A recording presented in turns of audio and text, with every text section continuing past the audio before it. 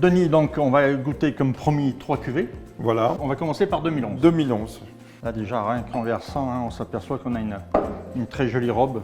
Le gamay a ça de magique déjà dans sa couleur. 11, on est déjà sur un vin qui a 10 ans. Oui. Donc là, un rouge grenat assez prononcé, d'une très belle brillance. Le nez est généreux et une belle concentration encore, malgré ces 10 ans d'évolution. On commence à avoir des notes un tout petit peu, alors on a ce fruit rouge macéré, un peu kirché, des notes un peu kirchées, des arômes poivrés.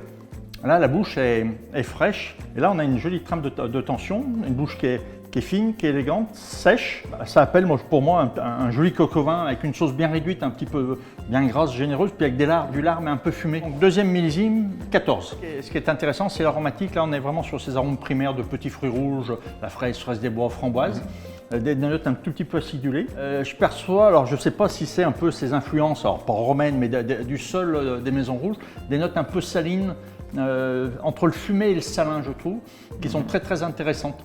Et la bouche, on perçoit justement cette rondeur, cette souplesse, cette légèreté sur ce vin, représentatif du millésime 14, puis avec des tanins qui sont beaucoup plus délicats, je trouve, que sur le 11.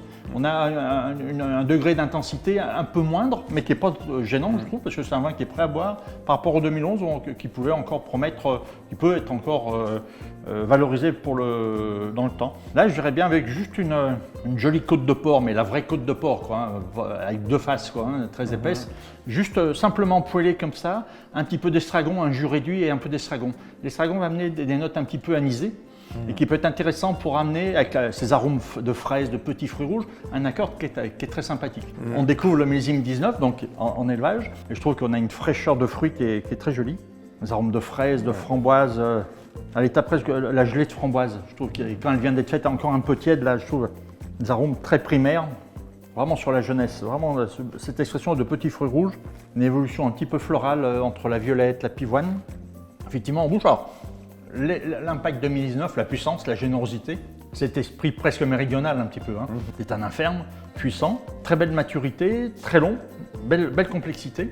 Puis là, ça s'appelle une belle viande, là, une jolie grillade, une belle côte de bœuf, là, juste bleue, servie avec quelques herbes ou un petit peu de romarin, tout simplement comme ça, avec des pommes de terre sautées. Je trouve que ça suffit, un plat classique et un vin qui est tout en osmose avec ce plat, quoi. Je pense que c'est ça qui est intéressant. À bientôt de nous retrouver autour d'un excellent verre de Chenas avec un vigneron dynamique de ce cru d'exception.